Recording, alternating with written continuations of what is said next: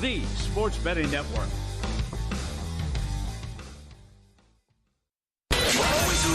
Follow the money. That's what I always say. You always follow the money. Yeah. This is Follow the Money with Mitch Moss and Paulie Howard on VSiN. Here we go. Welcome in. It is Follow the Money on VSiN, the Sports Betting Network. Mitch Moss along with Mike Palm in for the vacation-y Paulie Howard. We're live in downtown Las Vegas from the Circa Resort and Casino. Fun show lined up over the next 3 hours. We'll sprinkle in a bunch of NBA draft guests throughout. We'll get an update from the Circa standpoint here with Mike on the football contest here, Millions and Survivor and Grandissimo coming up a little bit later on. It's a very busy baseball card, couple of games in action right now. We'll update the live betting numbers. We'll give you bets that we like for tonight as well. Michael, good to see you. How are you today? Mitch, nice seeing you again. Exciting. We got day baseball to talk about, the NBA draft, trade and hockey that might be going under the radar a little bit here today. Yeah. And for all the talk of things going on here and there. And so it's a fun sports day. And you cannot be serious coming up. Your regular Wednesday staple with us here on the program. I had to narrow them down. I could have probably had 5 or 6 this week. Oh, yeah. Let's begin here because I have been tracking this stuff all day today with the odds movement for the NBA draft. And I'll tell you about those because they continue to move here like by the hour, the way it seems. What are the plans here for Circa? You guys are located in 5 states. I was looking on the app, I think it was last night. And I didn't see any future bets up other than like the WNBA. So you guys currently pulled those off the board? Yeah, we put them up post Game 7, Sunday night. We hung them, and then we took them down yesterday, and we'll repost Friday after the draft. So you'll let the carnage clear a little bit and then post everything back up at that point. And I can't wait to see what you guys are going to do then, especially in the Eastern Conference, right? You said something to me before the show started, and nobody, in the last couple of days, everybody's making a case for a long shot in the East. Yeah, we've heard it. We had a guest on Monday with Matt Humans and I too. But to me, looking at the odds and saying that the Knicks and the Cavaliers are the same odds seems to me like the Cavaliers should be the clear favorite here. They were clearly the number 1 seed, even against a healthy Boston team, and they were riddled by injuries with 3 starters out in that series against Indianapolis. I would think this team would run it back, and they would have to be favored going in, but right now a coin flip. I know people don't want to lock up their money for 12 months, and if they do, it's on a longer shot. I just thought that market is going to move before the season starts. Yeah, you might be onto something there, right? Again, paying attention, watching that game on Sunday night, then seeing where the odds were going to open up after the NBA Finals eventually got over with. And I just, people were texting me, and I saw write-ups about it, and hey, grab this number right now before it's gone because they're going to have a case. And not one person until right now said, grab the Cavaliers. What did you hear? Did you hear Hawks? Did you hear Hawks. Raptors? I heard Raptors. Yeah. I heard 76ers, right? I have not heard anybody say the Bucks at like 28-1. And we're talking only to win the conference now. Not forget about the NBA title, just to win the Eastern Conference. Your feelings on Giannis? Now he's under contract, but do the Bucks look to move him? I almost think that you kind of have to. You'll never get more for him than right now. No, this is it right now. And I don't think they can build a team around him to get back to the NBA Finals while he's there. When you think about it, right, how badly they screwed this up, I think they're at the very top here of the list, right, to botch everything. You have an all-time talent on your team, and the Eastern Conference here, again, the people have made the case for the Pistons. People are making the case for other teams here on the list. As the Magic, I mean, my God, they're on to plus 550, right? And here you have Giannis Antetokounmpo, who's still basically in his prime, and not a single person has said, yeah, you know what, take Milwaukee next year. It's completely wide open. He's the best player in the East. It's because the team stinks. And they re-signed the GM who's responsible for all of this. And now, of course, it's much like some of these other teams now with the Achilles injuries. How do you possibly get out of the Damian Lillard contract? Not going to play next year. Can't. No. But the East is wide open if you think about Tatum may not play, and now Halliburton may not play for the year. And so, but the Knicks don't even have a head coach yet. So, I mean, this number was 280 when I looked at it on Monday, by the way. So it's crept down a little bit already. Going down a little bit now? Yeah. How badly do you think the Knicks have screwed this up, by the way? I can't believe they let him go unless they had a replacement. I thought for sure it would be Malone would be announced the next day. Right. And now that they're asking to talk to everybody. I mean, Milwaukee's asking them to talk to Doc Rivers, but they declined. That's the whole thing. It felt like it was amateur hour at the very beginning of the process when we all found out and that bombshell dropped, like, hey, Thibodeau's not going to come back. We're like, well, who are they going to get that's going to do better than what he did in the last 4 to 5 years there? I mean, I can't think of a single head coach that would be that much of a difference maker there. And then, well, they're going to have trust the team, right? Leon Rose and everybody else involved. They know what they're doing. They've made good moves. Go back to last year, bringing in Bridges and Karl Anthony Towns. And you're like, fast forward a couple of weeks and still no progress?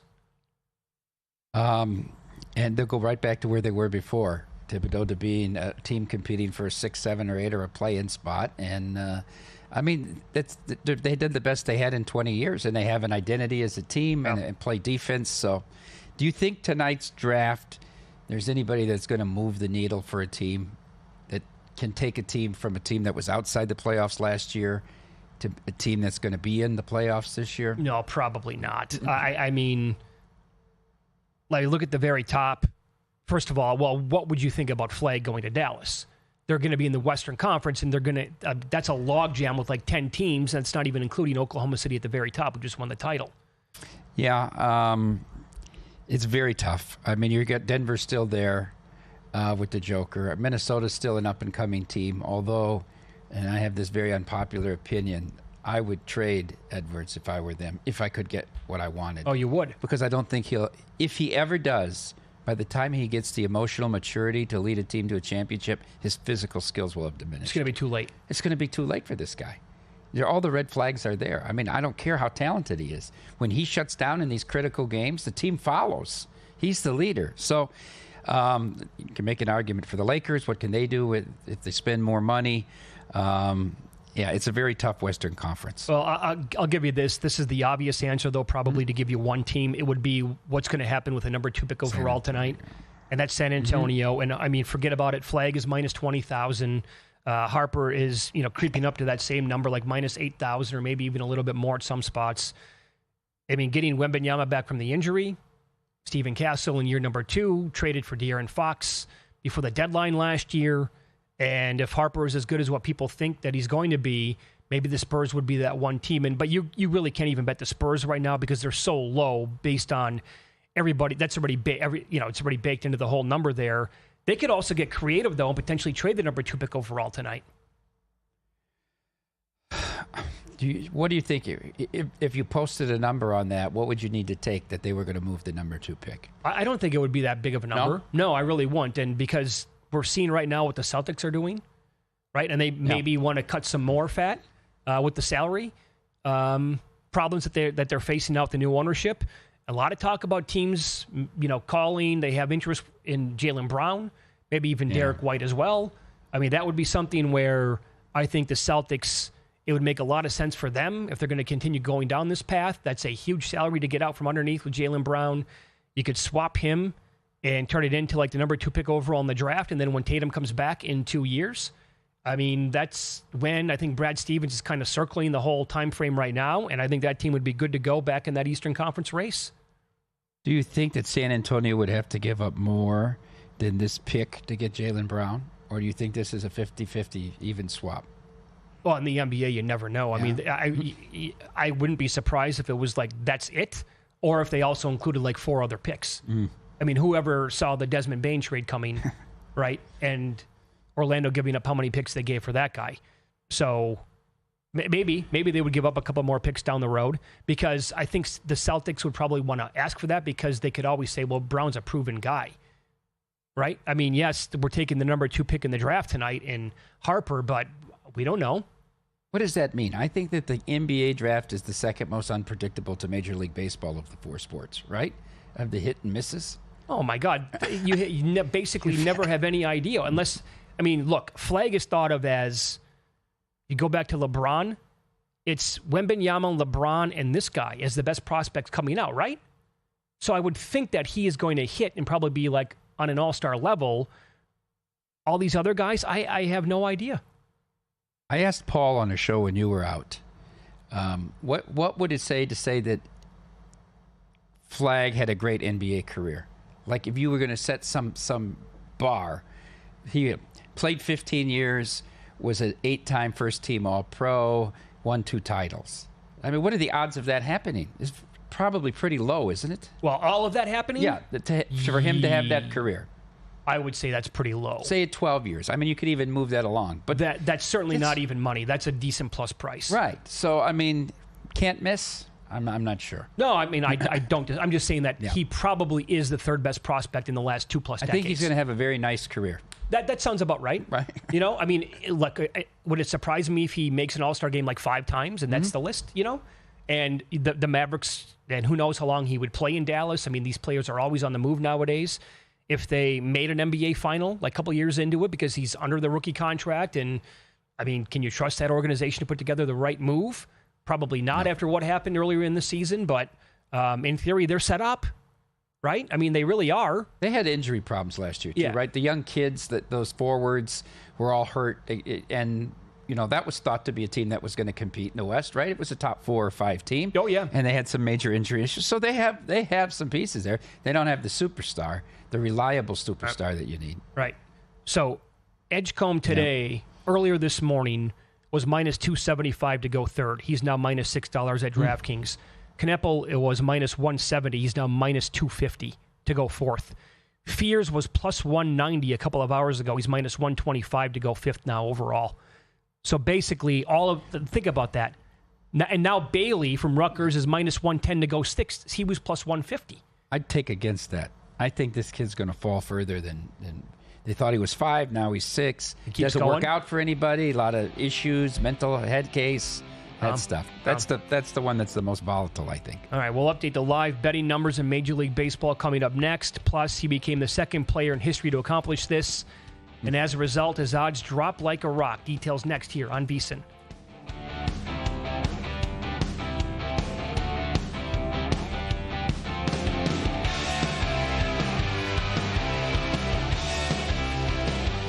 As sports fans, we may cheer for different teams, but there's one thing that we can all agree on. We want the game to be big. And with 3 levels, 30 cabanas, a 143-foot screen, 6 clean pools, and endless cold drinks, it doesn't get any bigger or any better than Stadium Swim in Las Vegas. All sports, all seasons. It's more than a pool deck. Stadium Swim. It's the only thing like it in the world. So, Paulie, have you had a chance to read the VSiN Daily yet? Yeah. Came in at 3 a.m. What's Bill doing up that late? Well, rumor has it, it starts off with a 12-hour meditation session. Then he just pours himself over film and live TV, really focusing and taking it all in. Bill's in with the biggest insiders, talking trade secrets, strategies, the whole 9, absorbing the info. And then and only then can the writing process begin.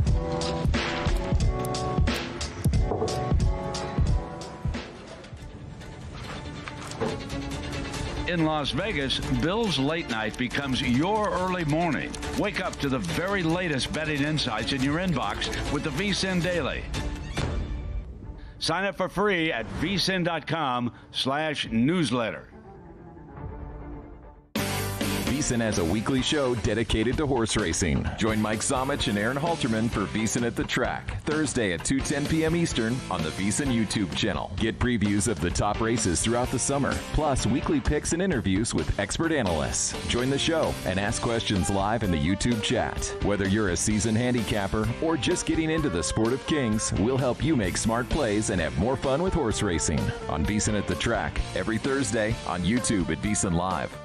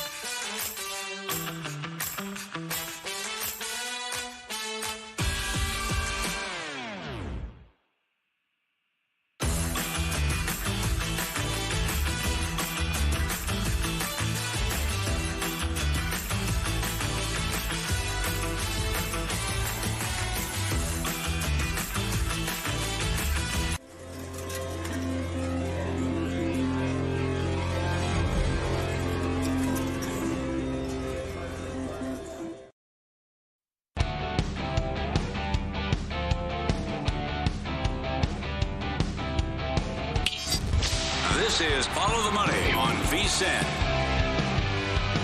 We'll tie in what happened last night with a stellar debut in Major League Baseball to what is going on as we speak in that sport. First off, to begin and recap, Chase Burns on the mound for the Reds. Did you watch that start for him against the Yankees?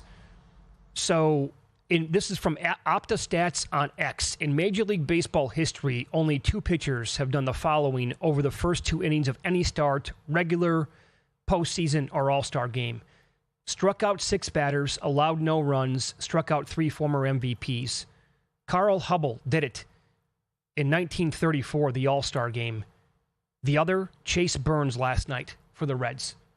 And I didn't see it either, but I was listening to Primetime with Tim Murray and Will Hill on the drive home last night, and they were going absolutely crazy during the game, and it was great. And Will Hill, and this is also in the daily newsletter today, at vsin.com/subscribe. Will Hill pointed out that he grabbed some Burns over the weekend at 100-1. Then on Sunday, he was as low as 3-1. And last night, because of that start, that's basically where the number was as he was whiffing all of those Yankees in the game. And it's like, how low is this going to go? Is he going to go to like even money? Well, the update now, because Jacob Misiorowski went today again for the Brewers, and he was absolutely fabulous again, and they lead Pittsburgh right now 4-2, and that game is in, I think, the 8th inning. So in his first 3 starts, he struck out 8 today. Misiorowski has pitched 16 innings. He's faced 56 batters. He's allowed 3 hits, 2 earned runs, and 19 Ks. Moments ago, he was minus 110 at DK and minus 130 at FanDuel to win the award. Burns back up to like plus 750 or plus 850. Misiorowski was 10-1 before his start in Minnesota on Friday night. After 4 perfect innings, he was down to plus 275, plus 280, and now you see he got a net minus number in front of him here. You were watching the game because you texted me on Friday night. I was texting you. Are you watching this kid pitch? It's incredible, his stuff. To throw 102 and then have a slider at 96, and you saw that stat. He threw 21 pitches. You sent to me on Saturday morning. 21 pitches of 100 miles an hour or more, 18 strikes, 15 swinging strikes. Yep. I mean, it's incredible stuff. Yeah, the stuff is electric. He needs to develop a third pitch. But, I mean, for right now, he's given up 1 hit in each start. It's only the 100-plus heater and then the 94, 95, 96 mile an hour slider. There was a video today, I think it was either the Brewers account or Major League Baseball. He struck out somebody for the Pirates, painted right on the outside corner. I mean, perfect pitch, 94 mile an hour slider. It's like, how do you possibly touch that? The batter was so confused. Like, are you serious? I was going back to the stat you threw out about Hubble and Burns. I remember the All-Star game in '86 when Fernando pitched 2 innings, but I think it was like the 3rd and the 4th inning, and he struck out 5 out of 6. Yeah. Wasn't 6. The batters he struck out were Mattingly, Cal Ripken Jr., Jesse Barfield, Lou Whitaker, and Teddy Higuera. Pretty impressive lineup there as well. Well, pretty good. Minus Teddy Higuera. Yeah. two MVPs. So right, yes. Not bad. But these, you mentioned this on the air, I think, when you were talking to Greg Maddox a couple of weeks back here during the charity poker event. And just like people who have control but don't throw 100 miles an hour, those players don't really make it. And we're just, look at how many young studs we have right now in baseball. It's hard to sell to a 15 or 16-year-old kid that control is going to get you $1 million contract. Yeah. Right? It's all about spin. It's all about spin rate and velocity. So that's why we see the game we do. But you're right. He has demonstrated through 3 starts. Now he had the walk, and I think he had a couple walks today, and then 1 walk to start off the 7th inning against Minnesota. But the control has been very good. And I excused that bottom of the 7th in Minnesota because it was over a half hour. They scored all those runs in the top of the 7th, and I think he sat there long, and that really affected him. I thought also the game was maybe a little bit mispriced today. Mm-hmm. The Pirates can't hit. This has been a season-long thing. Now, it is Paul Skeens we're talking about, who is right there with Skubal as like the 2 best pitchers on the planet. But the Brewers have been a wagon now for, I don't know, a month. They're playing really well. I love the way that he coaches this team. They put constant pressure on you when they get on base. They're go, go, go, go, go. They take all the right bases. They tag up when they play it right. I think people were worried in Milwaukee, Mitch, and you know this, that when Counsell left, they were going to – I think they got an upgrade at manager. This is also why it's difficult. I mean, you're not going to be betting guys at this point. We got 3 months left of the season. Skeens is like minus $3 to win the Cy Young. And I know people, the numbers tell different, but I don't think he's been as dominant as he was last year. I don't think so either. I watch almost every start, Mitch. And he kind of labors through 5 or 6, and he knows they're not going to score any runs for him. I think that's a problem as well. That hurts. But they don't give him any support. What's he going to be now, 4-7 or whatever after this loss? If Milwaukee hangs on and they're up 4-2 in the 8th as they go to the bottom of the 8th. To me, when I look at them, I think Skubal is much more dominant between the two. If you look at him, and he got tagged for a couple 2-run homers last night at home against the A's, but he's much more like a machine than Skeens was. But you can't argue. Like they played in that game, they played the doubleheader last week, and I wish Manfred would have mandated that Skubal and Skeens had a pitch in the same game and have Fox pick it up on a national basis. The Tigers broadcast, which I was listening to at Bar Canada, did a great job of putting up all these Paul Skeens stats, right? He has the lowest ERA in the history of baseball through 40 starts. Since the year 2000, there's only 3 pitchers that have a lower OBS against them than him, and it's like Kershaw, Mariano Rivera, and Pedro than Skeens. I mean, the numbers are just stunning so far through his career, but yet I don't see him as being as dominant as he was last year. Maybe that's because he took the league by storm, but I just think he has to work out of. Maybe his control's a little better this year, but he's still working out of more innings with runners on base than you would like with somebody that has that kind of stuff. Yeah, and I do think we have a couple of other pitchers going tonight. Like if Skeens doesn't win the Cy Young this year in the National League, and one of the a Zach Wheeler goes and he's plus 450 to win the Cy Young right now at DK, and Logan Webb is down to 7-1 right now. They have unbelievable numbers. What's Wheeler right now? I bet him at 6-1 before the season. Plus 450 at DraftKings. A little bit. I think Webb is interesting. And we know how good he is at home, and he gets the Marlins tonight, so you would expect another great start. I played this game first 5 under 3.5 because Cabrera's been pretty good lately also. I think Webb, if you look at the statistics and analytics people, when you look at some of these things, I mean, Webb's WAR is better. Webb's xFIP is better. I saw a stat. He pitched 7 innings against Cleveland. What was it, last Thursday?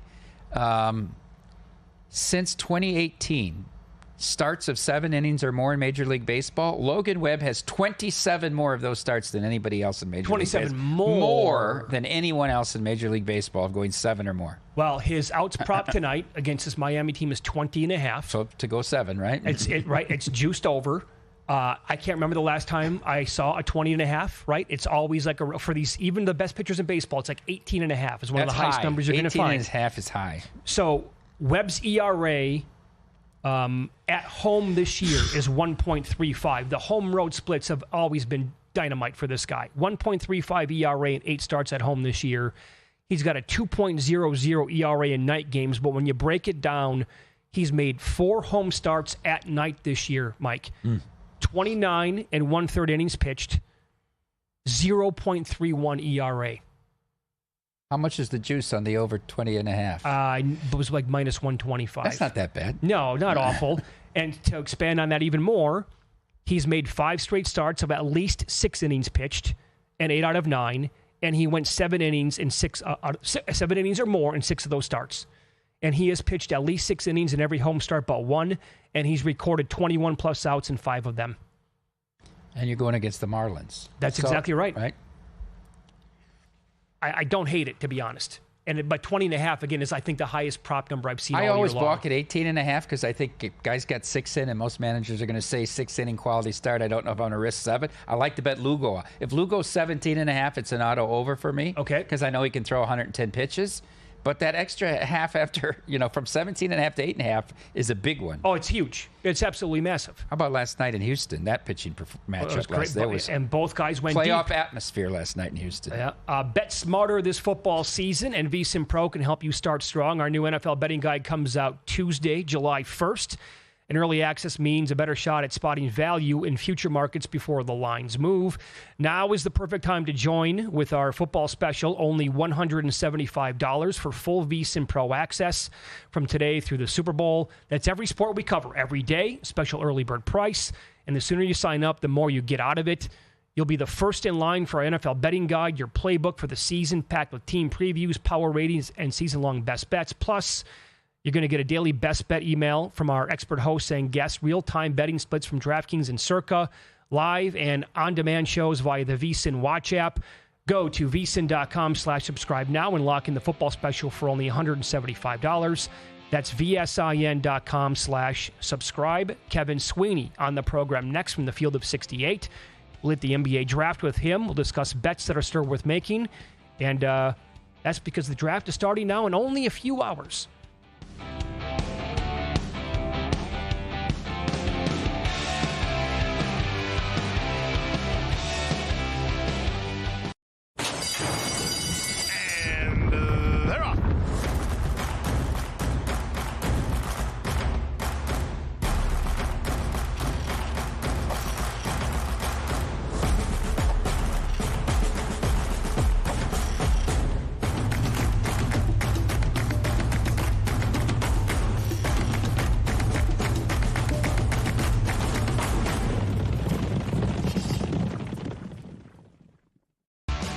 You can get an entire year of VSiN Pro for just $199. Plus, we'll throw in a free pre-order of VSiN's own Josh Applebaum's new book, The NFL Sharp Betting Playbook. That's 12 months of expert picks, exclusive betting splits, and access to the upcoming NFL betting guide. Applebaum's new book is the ultimate resource for bettors looking to understand line movement, spot sharp action, and make smarter, data-driven decisions all season long. Sign up now at vsin.com/subscribe and use promo code BOOK to get in on this offer and join us on the Sports Betting Network.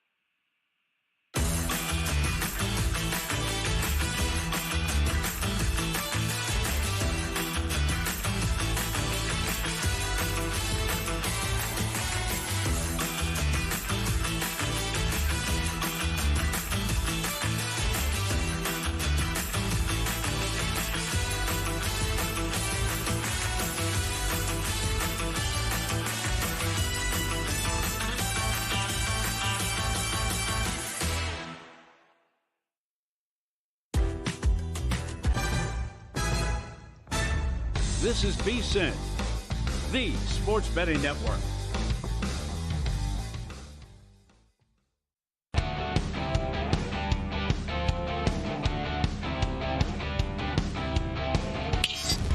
This is Follow the Money on VSiN.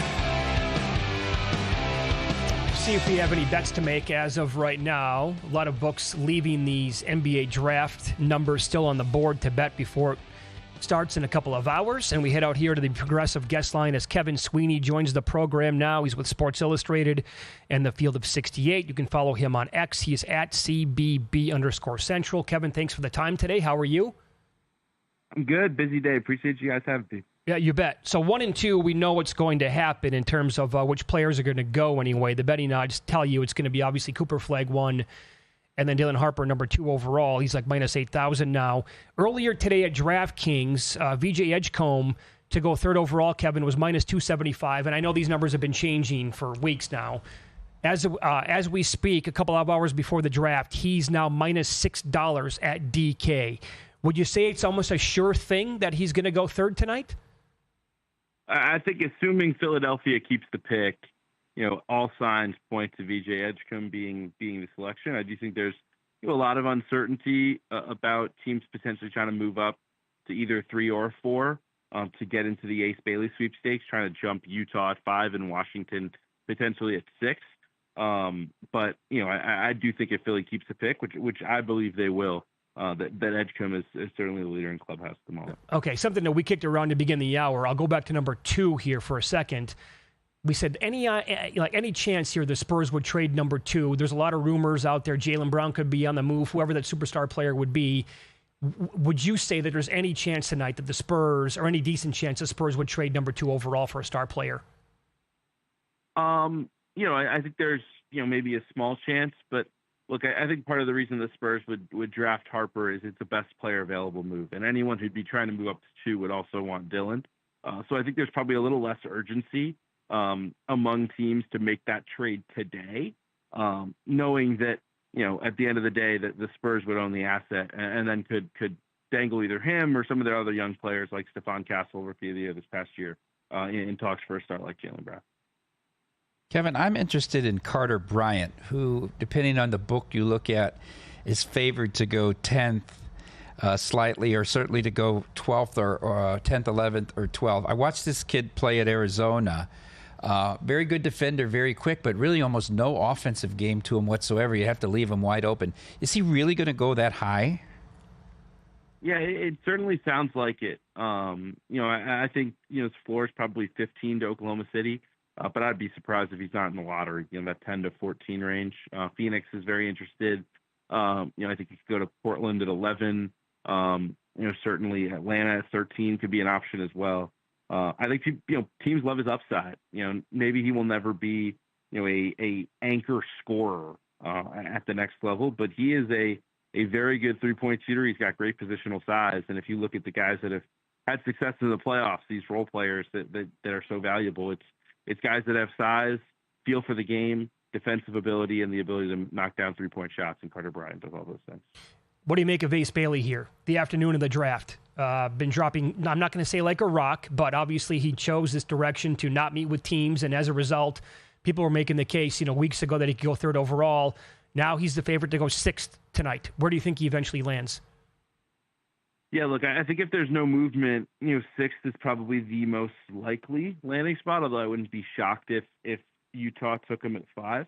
I think the question is, and really what Ace and his camp have been betting on, is that these teams in the 6 to 8 range, which is Washington, New Orleans, and Brooklyn, want Ace so badly that they're willing to move up to 4 to ensure that they get him, or move up to 3.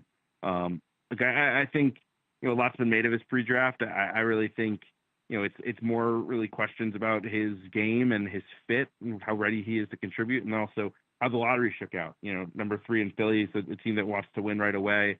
Charlotte's pivoting towards trying to push towards the playoffs. They have a young core already with LaMelo and Brandon Miller. These guys don't necessarily have a ton of appetite for an 18-year-old who wants to shoot all the balls. Kevin, I realize that not all college superstars games translate to the NBA, and not all NBA stars were dominant in college. But what does it say about the Rutgers program that they're going to have 2 guys selected in the top 5 or 6 tonight and didn't make the NCAA tournament? Yeah, obviously it was a unique situation, a disappointing year for Steve Peichel and Rutgers. I think they did not do a great job of surrounding those 2 guys with the types of role players you need, rim protection, shooting, stable ball handling. This is a weirdly constructed group. Now, part of that was the NIL situation. Rutgers is not a loaded financial entity, and most of its budget was taken up on Ace and Dylan, who were in many ways sort of once in a generation recruits for them. Dylan grew up in New Jersey. His brother played at Rutgers. Otherwise, they're never getting him. And then Ace, went on a visit early in his high school career, fell in love with the place, had a great relationship with their top assistant, Brandon Knight, and wound up there. Neither were really healthy throughout the season. Dylan Harper had an ankle injury.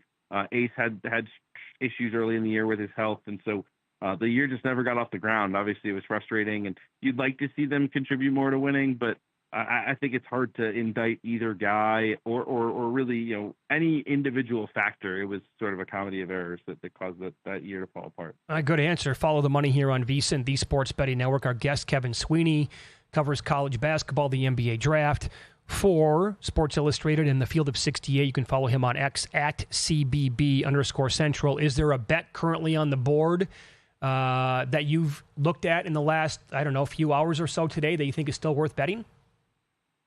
Yeah, obviously things change so fast. Mm-hmm. I've gotten a sense, and I think it depends, what books you look at, but I've seen some opportunities to bet, player over unders. I think there's a real world where guys like Derek Queen and Kasper Siakashonis fall. I saw Siakashonis, I think, with the over and under was at 11.5. I think there's a world where he falls later in the lottery or potentially out of the lottery altogether. But obviously these numbers change. The last time I looked, maybe they're different than they are now. Kevin, do the Timberwolves at 17 have a shot to get Walter Clayton Jr. from Florida? You'd expect him to be on the board. Yeah. I think that would be a need for them. A point guard with leadership ability for that team to pair with Edwards. I thought that was a unique situation. Okay, so as of right now, Kevin, the top 5 picks are all odds on to go there, right? Flag 1, Harper 2, Edgecombe now 3. Concanepo is sitting there at -250. Earlier today, he was -170, and then to go 5th overall. Jeremiah Fears went from +190 to -125. What do you think would have to happen tonight for those 5 picks not to be the exact order? Yeah, I mentioned the trade possibilities. That would really shake things up. I think the other possibility would be that, Charlotte, pivots a little bit in their direction. Instead of going for Concanepo, they go after the other shooter on the board, Trey Johnson, whose range seems to be somewhere between 4 and 8. And if they took Trey, who's a little bit more naturally talented, but maybe a little more raw and a little less polished, then all of a sudden I think, there's a real conversation about Knipple at 5 instead of Jeremiah Fears. Fears would certainly still be in play, and then you still have the Bailey factor hanging in. So I think you really watch things at 4 and see how that plays out. Do you think Oklahoma City will be active tonight because they have so many picks coming up in the next few years that there is no circumstance where they can keep all the guys that they're going to have to draft?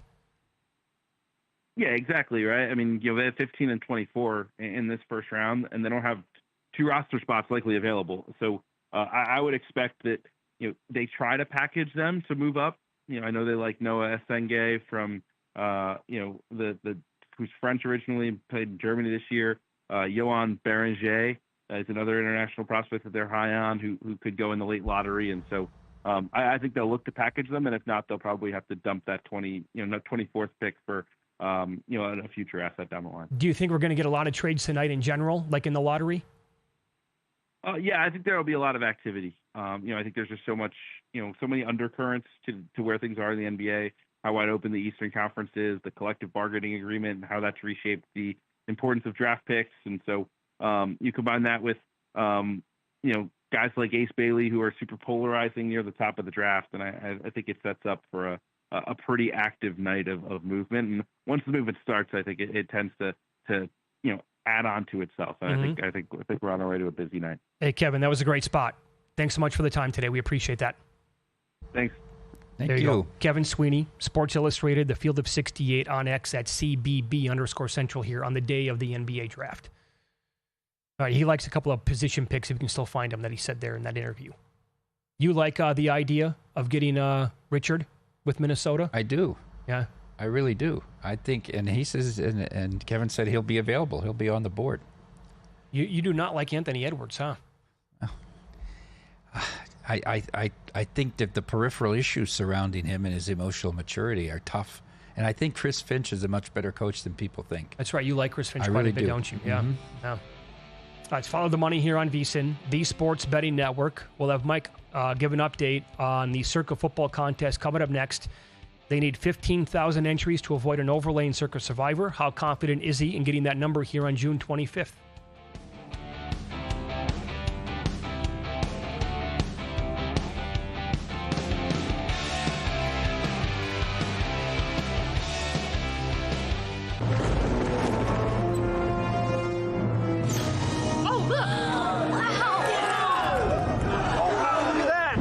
What's the guarantee? Eric? Mike, time to make history. Players in Circa Million make 5 picks against the spread each week with quarterly and full season payouts. Circa Survivor entries choose one team each week with no point spread. The last one standing wins it all. We have $21 million on the line. Are you in? Visit circasports.com for details. Your favorite VSiN shows and personalities are now available to download as podcasts. Catch every hour of our live broadcast with VSiN Best Bets, or find your go-to show and download it directly. Get instant reactions to last night's games, sharp analysis on today's biggest matchups, and everything in between. Whether you're commuting, working out, or just catching up, VSiN lets you take the action with you wherever and whenever you want. Search VSiN on your favorite podcast platform and get in on the action with VSiN, the Sports Betting Network.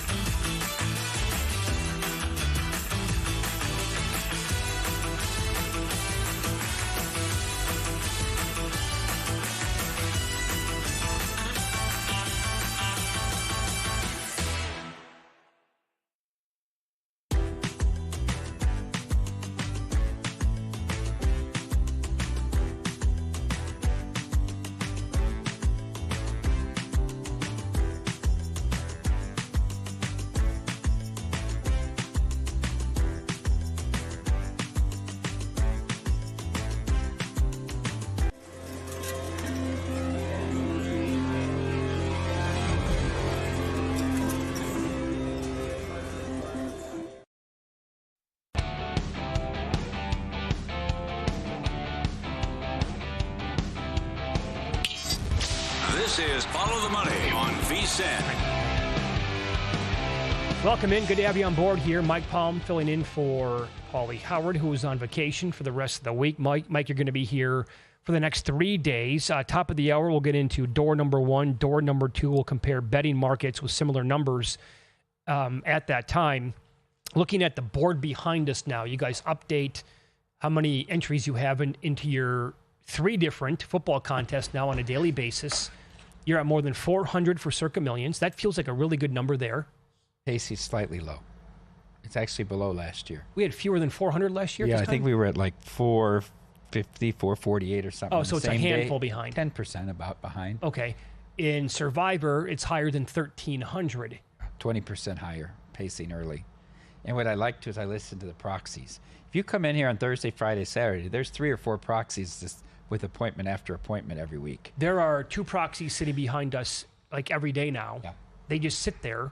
And I think it's not even just like the appointments. Obviously, it's stragglers. The strays. Sure, they come in. Like, what is this? How do I sign up? Well, here's how you do it. They put the hours in. Right. And especially Tom and his son. So yeah, they're here every day. So, and when you talk to them, they say the repeat business, most people who were in Survivor last year and this year, they do at least 1 more entry than they had last year, right? So that's good. And of course, you'll pick up new players as well. So that's pacing well. I put Matt Humans, I think, asked me to put the number to this the other day, my over-under for Survivor. I said 18.3 million. But I wouldn't be at all surprised if we got to 20. Wow.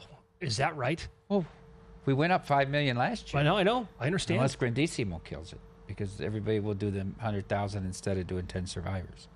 Well, won't the people who do Grandissimo also grab the 10? Maybe. Different contest. Totally different strategy when you're playing against 20 or 30 people. Oh, no doubt. 15,000. No doubt. So even like behind the counter now, you got, is that just you talking, or is that you and other people here saying, I think we can get to 18, 19, maybe even 20,000 entries? That's me. Yeah. A lot of people thought Derek would put the guarantee at 16 or 17, right? Those were the common guesses. Went up a little. I said, well, I put the guarantee on at all. And he said, well, you have to. That's why people come early, because they know there's going to be a certain amount of money in the pool. But that's me. You're the one who was more optimistic about this contest than anybody 3 or 4 years ago. Oh, no. And I actually, 20,000 was my original number going back to last year. Yeah. But, I mean, if you're that confident already here, we're not even on July yet, that tells me it's probably a pretty good chance it's going to happen. I talk to so many people every day, Mitch, that say, I'm coming out in July. I'll see you this week of August. That are, they're all coming for to sign up. And remember, last year, the last 3 days, we did over 1,000 each day. The last 3 days you did? Entries, yeah.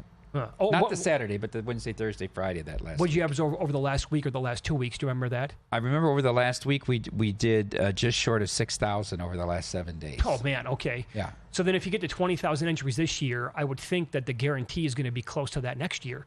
If Derek has to have a guarantee on it. Well, he always will go up, right? Of course. He's never going to go backwards. No. So the other thing is with the Grandissimo. Now, the board only says 1 because the person didn't officially enter. But we had someone yesterday wiring the 100,000.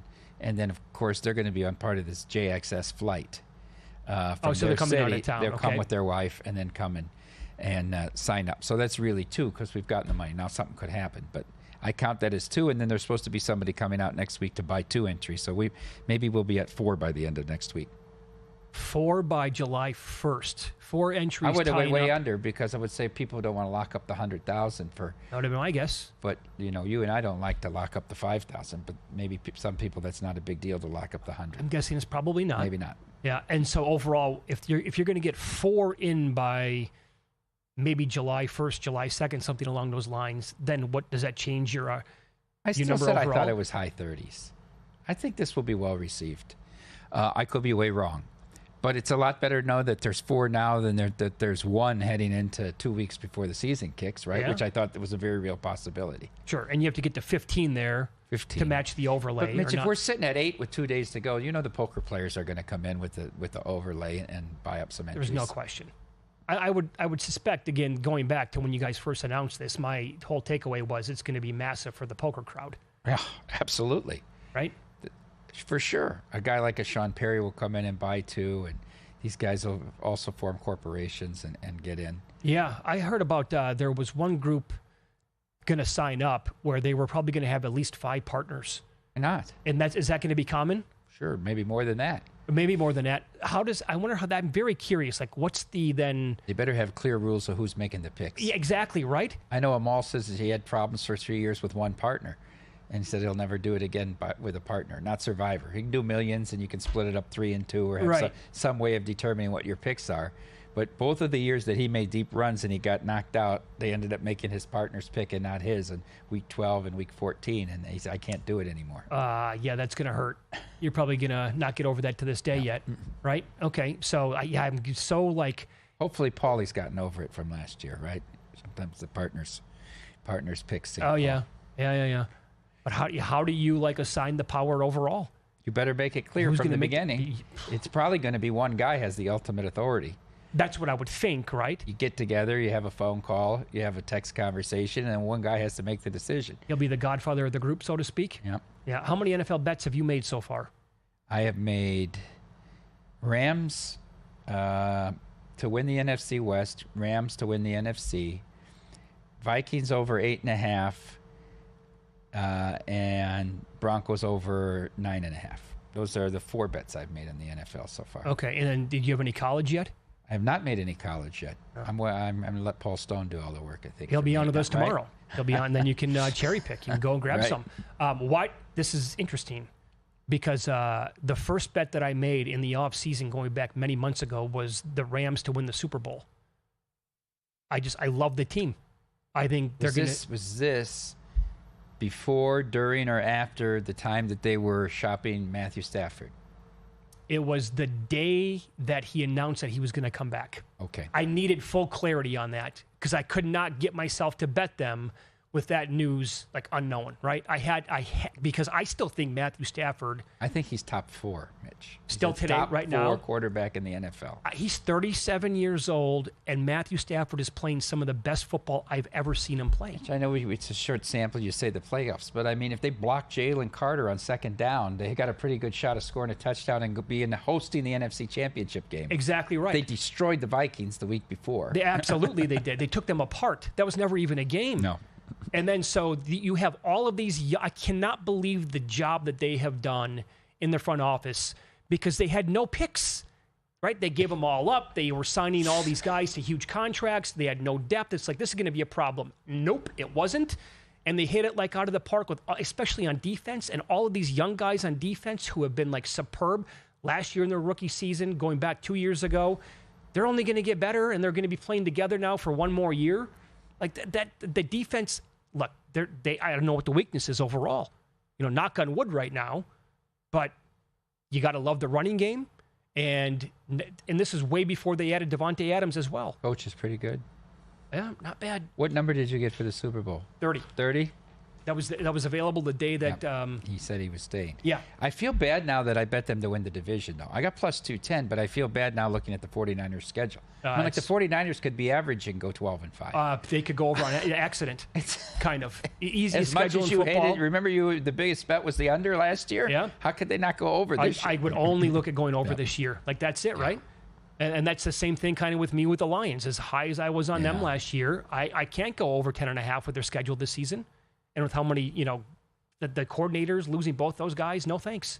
I think that whole division hinges on J.J. McCarthy. However you want to attack that division, any of the 4 teams, it's a lot hinges on J.J. McCarthy. Yeah. Before the line moves, the Sharp Plays at sharpplays.com is already there. They don't chase the market, they move it. You are not going to outmuscle billion-dollar sports books or full-time pro bettors on your own. But with the Sharp Plays, you don't have to. Powered by cutting-edge AI and trusted insider sources, the Sharp Plays delivers the edge that serious bettors rely on. You'll get free betting reports, real-time alerts, and market-moving insights, all delivered right to you via email or X. And this isn't some overnight startup. The Sharp Plays has a documented track record going back to 2011, receipts, public logs, and results right there available on the site.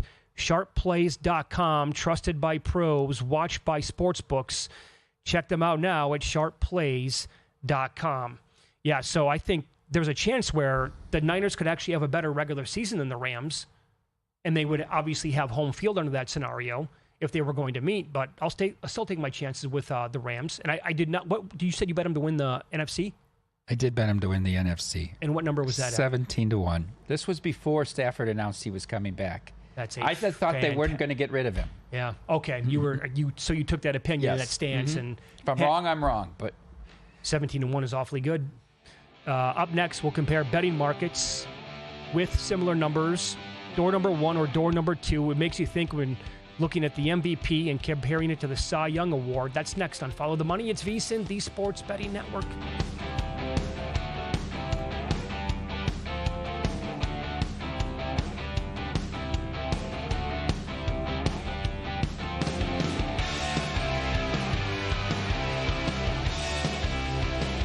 Introducing the $500 trifecta. Use your GBank Visa signature credit card within 3 months of account opening and